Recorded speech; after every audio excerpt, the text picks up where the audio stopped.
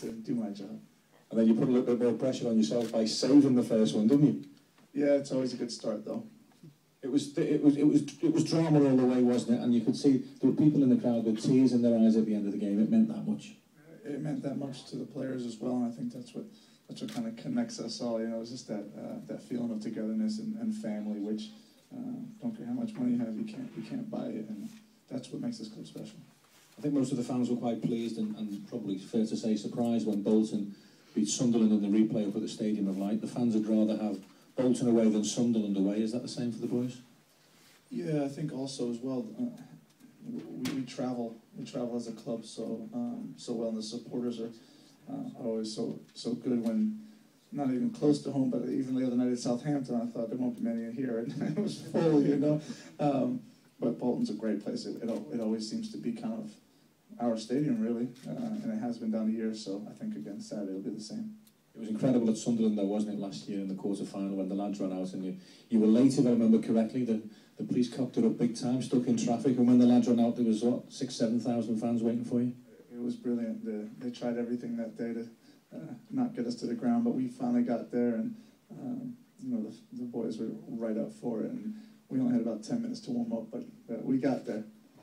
I can tell you David Moyes nearly took every door off its hinge at the Stadium of Light. He stormed in, went to the nearest policeman and said, "Get me your boss," and stormed off, and the colour drained from the policeman's face. It was quite funny. He's a passionate guy. I wouldn't like to be on the end of one of his telling-offs, David Moyes.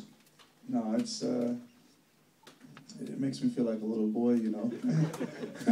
when he gets going, and it usually gets going about every Saturday afternoon. So you know it's coming, and you know you kind of grin and bear it. But you know it's good to play for a manager who expects so much. I think that's what you want as a top level professional. You know, if you're just getting by, it's no good. It's no fun to anybody. So you know. I quite enjoy it. I love his passion. There's certain players who might not always like it, but there you go. It must be good when you're a goalkeeper. Say, let's take Southampton the other night. You've been outstanding in the first half. You've kept us in the game, but we've played poorly. You know the manager's going to shout at the players, but you can walk in and say, "Nothing to do with me."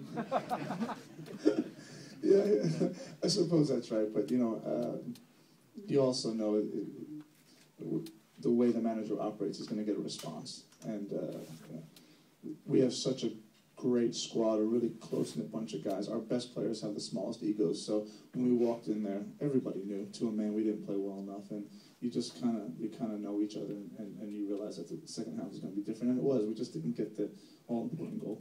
I mean, the cross from Victor, 99 times out of 100, Nikita slots that and just stumbles at the wrong time. Yeah, I was saying the Jags, away from home in the Premier League, and these guys know how it is.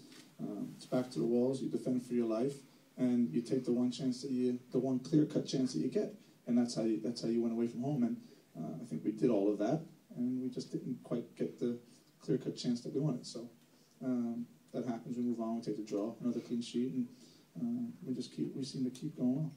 It's good that you're here on the back of 2 clean sheets, isn't it? Would have been worse if we got beaten. Yeah.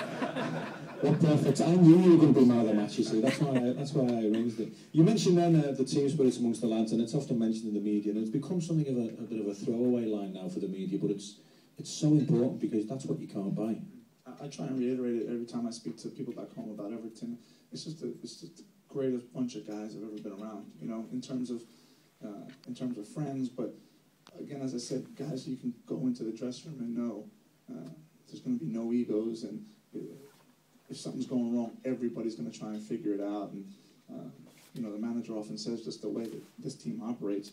I mean, if he chucked off for 4 days, we'd know what to do. You know, we'd know how to go about training, and it's a special place. And really, as you said, people often kind of say it flippantly, but it's special. You can't buy it. I think you see a lot of teams, you know, they've got 200, 300 million to spend. They still can't figure out how to get the chemistry right. So just goes to show you. Chemistry is right, but the dressing room can be a dangerous place at times, can't it? There's more than a few Mickey takers in there, isn't there? Well, if Ozzie Baines and Jags are around, then I think you're in trouble. But otherwise, pretty good. What's next on the international scene for you, Tim? World Cup qualifying in February, and then 2 games in March. So that kicks off. Those are the first 3 games of the final round. So obviously that's big stuff on the horizon. Is that easy to get used to, flying across the Atlantic every time you have a home game, let alone the aways? Yeah, I mean, it's kind of second nature now. You know, it's not that difficult anymore. But I also think you realize when you're a full international, that's kind of the responsibility. Get your rest, get your food, try and train as hard as you can when you can, and then back again. What's it like having Chris Woods with you at international level as well? You must be sick of him. Just the opposite. I think he's probably sick of me.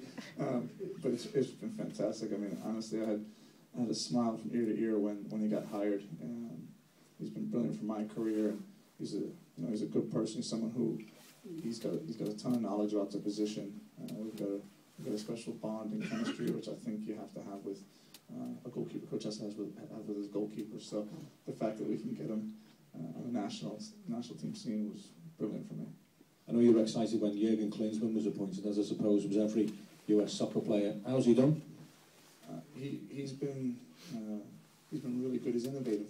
You know, he's got a lot of progressive ideas that really just kind of throw the book away, what you used to know about nutrition and fitness and everything else. And it's kind of special to play for, you know, a guy who's won the World Cup and you know, arguably one of the best players of his generation. So when you have a manager like that who's done it all, you know, it's hard to say, well, let's do it this way, you know.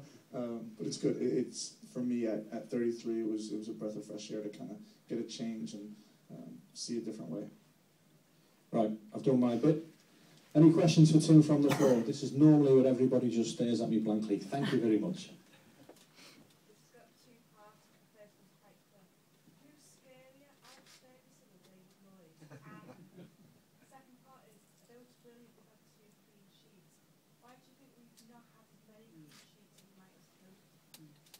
Two great questions. I get the one about the manager all the time.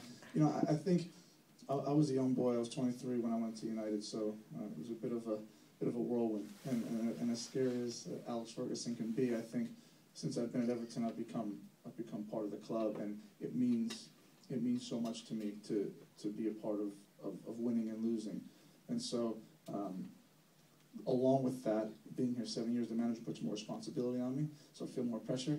So when I know I'm going to get a talking to, let's say, it hurts more because more is expected of me. So in that regard, the clean sheets, I mean, we've looked at it, you know, and quite honestly, I think sometimes it gets jaded. Our defensive record has been pretty good this year, you know, in terms of where we stack up in the league, which goes along with our league position.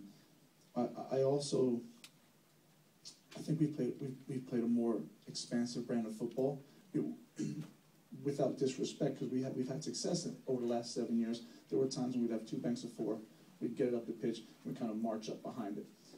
Now, as you see with Stephen Pienaar, Gibson, Fellaini moving higher up the pitch, Jelavic, there's a bunch of guys. Ozzy's had a magnificent season in Miller Park. Just guys who take the ball, and the game's been more wide open, and that's something we've talked about as a back four unit. It's almost become defend with four, you know, and so because it's been more wide open, there's been a lot more counterattacks. There's no excuses. It just seems like I think we've had to, as a group at the back, had to figure out ways to adapt because we don't want to restrict ourselves. We can play brilliant football, and so I think sometimes it just becomes a little bit too wide open at times. Excuse me, do me a favour, Mike, can you just not film it for us?